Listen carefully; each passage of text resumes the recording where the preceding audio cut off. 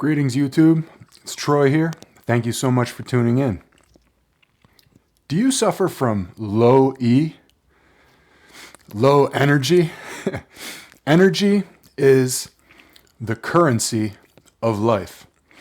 And if you have no energy, it's going to make it hella hard for you to proceed on your weight loss journey.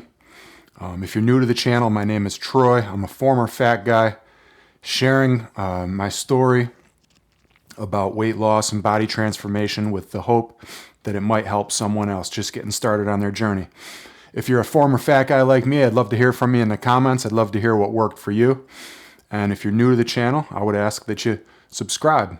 Doesn't cost you a thing, but it means the world to me. So let's talk about energy. If you suffer from low E right now, watch this video, and with these few tips, we'll get your energy reserves through the roof. Number one, you gotta move your body. The interesting thing about energy is that it's kind of like a paradox where you have to create momentum by moving. Get up, get out, and do something. That creates momentum, and that, my friends, there's no better energy than, right? You can't stop something once it's already going. It's hard to get going. It's hard to get up off the couch and go work out, whatever it is. But once you start doing it and you create that momentum, it becomes just effortless. You just go right along. You got to create the energy, and a great way to do that is by moving. Next, purpose. What's your why? People who have a very specific why tend to be more successful than the types of people that just say like, I want to lose some weight. So in order to be successful, you got to have a why that makes sense, that resonates with you. It should be specific. And the why is a very powerful fuel to many people's success. Next, sleep. We skimp ourselves on sleep to the point where we struggle to get through the day. So it's interesting because if we're staying up late to whatever it may be, watch TV, right? Maybe eat a bunch of food that doesn't support our goals. A lot of times we end up sabotaging our wakeful hours and we feel like crap because we're not getting enough sleep.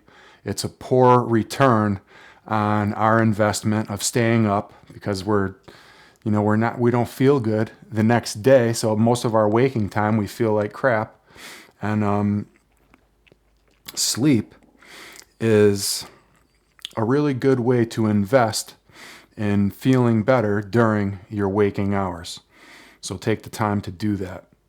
Next, don't eat crappy food.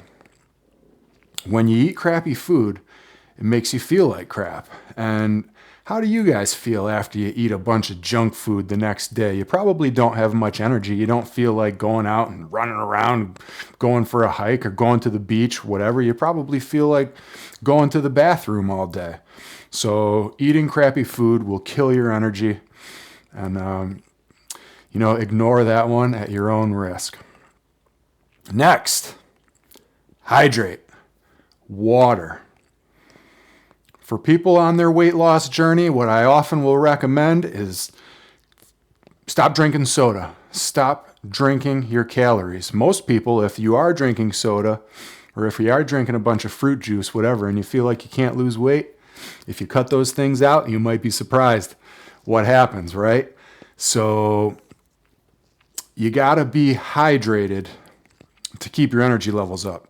If you're not hydrated, a lot of things in your body are going to begin to be affected, right? The reactions that take place in your body. And I'm not a scientist, so I don't want to go down a rabbit hole of assumptions here, but I would be willing to bet that when you stay hydrated and you drink plenty of fresh, clean, plain water, you're creating the conditions within your body for great success. Prioritize recovery.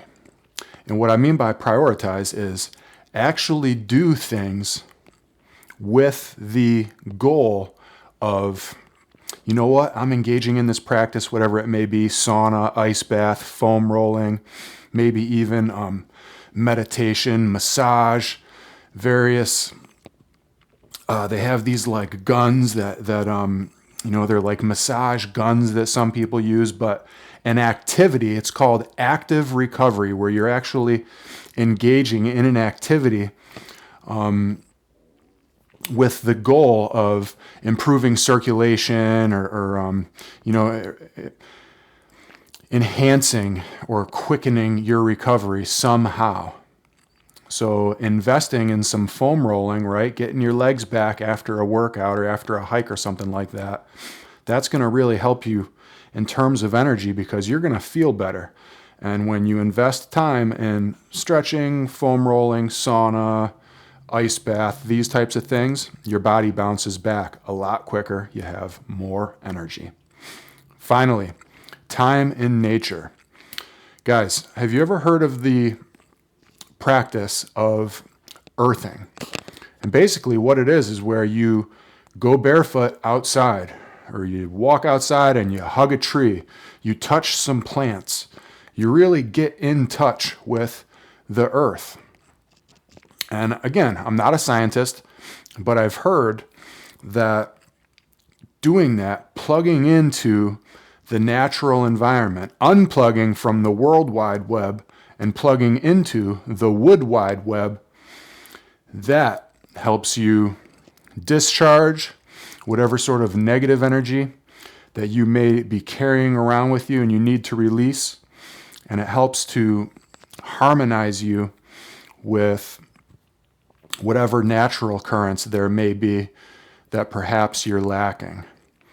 So go out in nature, guys. Nature has a way of balancing our energy. And I'd love to hear your thoughts on everything we've talked about today. I thank you guys for tuning in, and we'll see you on the next one. Peace.